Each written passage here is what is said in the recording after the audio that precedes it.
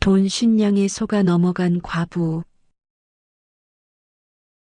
옛날 어느 마을에 시냇물을 막아 만든 돌보라는 하천이 있었다. 이 시절에는 밭은 많았으나 논이 극히 적어서 그만큼 논을 소중히 여겼고, 그나마도 이것은 거의가 능주고을 토호들의 소유가 되어 있었기 때문에 평민들은 가져볼 엄두조차 내지 못했다. 돌보는 이러한 땅에 젖줄처럼 물을 대어주는 소중한 보였다. 그러나 가뭄에 도움이 되었던 이 보도 장마철에는 범람하여 들판을 덮었다. 또 그런 다음에는 애써 막은 보가 터져 흔적조차 없이 사라져 버리곤 했다.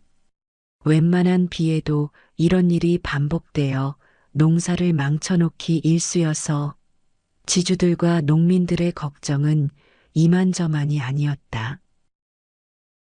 그러던 어느 해 또 다시 이 보가 무너져 흔적조차 없게 되자 사람들이 모여 빈터를 보며 땅이 꺼지게 한숨을 짓고 있었다. 이때 어떤 스님 한 분이 지나다가 사람들에게 길을 물었다. 여보시오. 쌍봉은 어느 길로 가야 됩니까? 이 길로 가시오. 고맙소이다.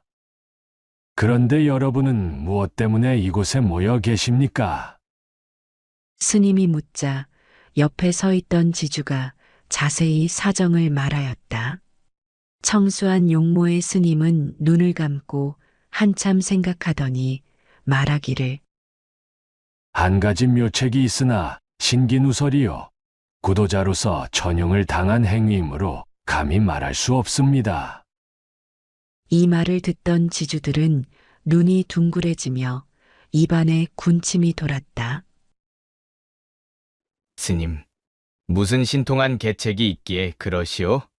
무슨 방법인지 제발 좋은 방편이 있으면 좀 가르쳐 주십시오. 여러 사람들이 모두 한마디씩 떠들었다. 구도자로서 말씀드릴 수 없는 방편입니다. 스님은 여전히 같은 말만 되풀이했다. 여러 사람들이 주림을 면하는 좋은 방편인데 무슨 죄가 됩니까? 모두들 사정을 하였다. 스님은 한참 생각하고 있다가 마지못해 입을 열었다. 과연 여러분의 말씀과 같이 이 일이 불가의 국위공덕이요. 유가의 살신성인으로 생각하여 볼 듯합니다. 과연 그렇지요. 그럼 말씀드리겠습니다. 이 물속에는 한 처녀의 억울하게 죽은 영혼이 육도에 환생하지 못하고 이 못을 지키고 있으면서 억울하게 재앙을 일으키니 수신제를 모시며 남자를 물속에 바쳐야 합니다. 그러면 먼저 죽은 처녀의 영혼은 천도가 되는 것입니다. 그 후 3년이 지나면 다시 닭을 잡아 대신하여 다시 남자의 영혼을 천도하여 주십시오. 말을 마친 스님은 쌍봉을 향해 가버렸다. 스님은 당시의 명관이요. 세상에 많은 일화를 남겨놓은 예언가 이서구 선생의 도반 최경산 스님이었는데 술수의 밝기로 유명하였다. 말을 듣고 난 지주들은 어안이 벙벙하여 말문을 잇지 못하고 서로 얼굴만 쳐다보고 서 있는 것이었다. 이 일을 어떻게 해야 옳담? 이 무슨 해괴한 방편일까? 듣고 보니 아니 들은 것만 못하게 되었구려. 사람들은 스님이 말을 들은 뒤로 이러지도 저러지도 못할 형편 때문에 도리어 걱정이 더해갔다. 세상 어떤 사람이 자기 자식을 제물로 팔아 넘길 자가 있겠는가? 옛날 이야기 속의 심청이가 아니고서는 생각조차 어려웠다. 지주들은 여러 가지로 궁리를 해봤지만 묘안이 없었다. 그러던 어느 날 한 사람이 무릎을 탁 치며 의견을 내놓았다. 모든 사람들의 눈길이 그 사람에게 쏠리었다. 이렇게 하면 어떻겠소? 어떻게? 좋은 방법이라도 있어? 동네 주막의 주모에게 신양의 아이를 사겠다고 귀뜸을 해주어 소문을 퍼뜨립시다. 모두들 그 말에 찬성하였다. 그간 우리는 쉰양을 준비합시다. 과연 얼마 지난 뒤 어느 건달 하나가 돈 50냥의 군침이 돌아 계책을 가지고 나타났다. 산골에 살고 있는 어느 과부의 아들을 돈으로 꼬여내자는 것이었다. 장치 아래 외딴 곳에서 외롭게 모자가 살고 있었는데 이 과부를 깨어낼 심산이었다. 건달은 이름이 황보운이었다고 한다. 황보건달은 장치에 사는 과부집을 찾아가 쌀과 고기를 내놓으면서 수작을 걸었다. 아주머니, 얼마나 고생하십니까? 인사를 하고 나서 적은 액수의 돈까지 내놓았다. 아니, 무슨 좋은 일이라도 생겼소. 이렇게 돈까지 주고 말이요. 과부는 천만 뜻밖에도 이런 선물을 받아 어찌할 줄 몰랐다. 앞으로도 자주 찾아 도와드리겠습니다. 선심을 쓴 황보 건달은 돌아갔다. 그리고 가끔 찾아가 곡식과 의복으로 위로하여 주었다. 이렇게 여러 차례 내왕하는 사이에 두 사람은 서로 흉금을 털어놓고 이야기를 할 수 있는 사이가 되었다. 과부의 사정과 마음을 파악하여 완전히 사로잡아 놓은 뒤 차츰차츰 거리를 좁혀가니 순진한 과부가 건달의 간특한 농간에 넘어가지 않을 수 없게 되었다. 어느 날 밤 삼경에 황보건달은 이 과부를 찾아가 따뜻한 말과 갖은 수단으로 꼬여 마침내는 몸까지 뺏었다. 그 후부터 건달놈이 항상 과부를 재건 만지듯 다루기 시작하니 과부는 천년성이 무너지듯 한 번 당한 몸으로 하는 수 없이 서로 어우러지곤 하였다.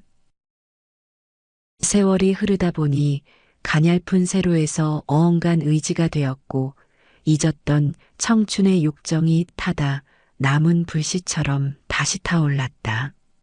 이젠 한시도 사내와 떨어져서는 못 살 것만 같았다. 황보건달은 여인의 마음 위에 돛을 세워 바람 따라 노를 저으며 간담을 뽑아쥐고 방향을 조종하고 있었다. 어느 날 황보건달이 과부에게 넌지시 말했다. 여보, 우리 이렇게 남의 눈을 피하여 밤으로만 서로 만날 게 아니라 멀리 떠나 떳떳하게 살아봅시다. 저도 그렇게 하고 싶지만 정이 깊어가니 밤까지 기다리기가 지루하오. 그럼 제 자식은 어떻게 하란 말입니까? 우선 부잣집에 맡겨두면 되지 않겠소. 가난한 집보다는 잘 먹여 길러줄 겁니다. 그리고 우리는 살기 좋은 곳에서 재미있게 살아봅시다. 달콤한 말에 앞뒤를 가릴 틈도 없이 과부는 결정을 하여버렸다. 양심이란 조금치도 없고 돈에만 탐욕이 차 있는 황보건달은 과부를 멀리 끌고 가 주점에다 팔아넘길 생각이었다. 이제 뜻이 이루어질 듯하게 되자 재빨리 주점이 주모는 토호인 지주들과 과부의 아들을 팔아넘길 계책을 추진했다. 과부의 아들인 돌덩이는 10여 세의 나이였다. 돌덩이는 영문도 모르고 어머니 품을 떠나 황보건달을 따라 부잣집에 들어갔다. 건달은 즉석에서 쉰량을 받아 자기 집 뒤뜰에 묻어놓고 과부 집에 찾아가 밤마다 농락을 하였다. 토호들은 태기를 하여 귀신도 모르는 사이에 이 아이를 물속에 던져 수신제를 지내고 말았다. 이 말이 세상에 누설이 될까 두려워 전전긍긍하면서 황보건달은 과부를 데리고 남들의 눈을 피하여 보성벌교를 거쳐 멀리 떠나 객지에 가서 호라비에 팔아넘기고 돌아올 심산으로 밤길을 나섰다. 예제를 향하여 걸어가는데 난데없이 우르르 천둥 소리가 났다. 하늘을 쳐다보니 검은 먹구름이 서쪽에서 하늘을 덮어오면서 번쩍번쩍 번갯불이 하늘을 가로질렀다. 천둥 소리가 천지를 진동하더니 삼대 같은 소나기가 줄기차게 내리기 시작했다. 두 사람은 산비탈 길에서 어찌할 줄을 모르고 갈팡질팡하다가 옆에 있는 큰 바위가 하나 있는 것을 보고 재빨리 그 밑으로 들어가 숨었다. 하늘에서 고막이 터질 듯한 천둥 소리가 울리더니 바로 그 바위를 때렸다. 바위가 산산조각으로 깨지면서 황보건달은 즉사하고 과부는 벙어리가 되고 말았다. 그 후 이상하게도 토호인 지주들도 반신불구가 되었다고 한다. 사실이 모두 알려지자 모든 사람들은 하늘이 내린 천벌이라 하였다. 그 뒤 다시 원통하게 죽은 동자의 영혼을 천도하기 위하여 인근 사람들이 수달글 한 마리 구해 물속에 바치니 억울하고 불쌍한 동자의 영혼도 천도되었다고 한다. 그 뒤부터 여기를 돌덩이가 죽은 곳이라 하여 돌보라고 하였다고 하는데 지금까지 수백 년을 그 많은 홍수에도 무너진 일이 한 번도 없이 잘 보존되어 온다고 하니 참으로 신기한 일이다. 지금도 장마가 시작되거나 홍수가 시작할 때는 반드시 물빛이 두 갈래로 나타나며 가끔 삼경이 밤중에 황금빛 닭이 나타나 큰 목소리를 내어 몇 차례 시군다고 한다.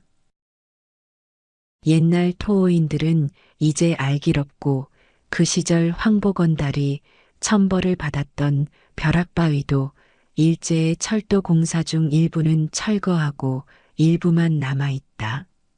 이젠 돌보에 이끼 낀 돌 사이에 물소리만 끊임없이 들리는데 오늘도 지나는 사람들의 입에 돌보라고만 전하여지고 있다.